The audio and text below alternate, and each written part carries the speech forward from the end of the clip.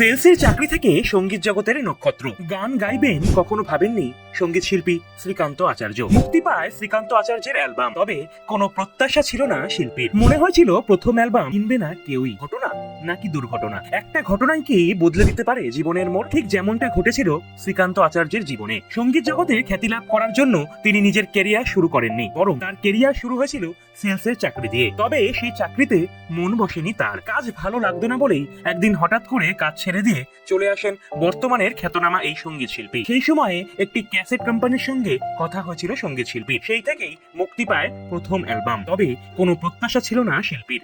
মনে হয়েছিল প্রথম অ্যালবাম কিনবে না কেউই, তবে সেখানেই অবাক কাণ্ড।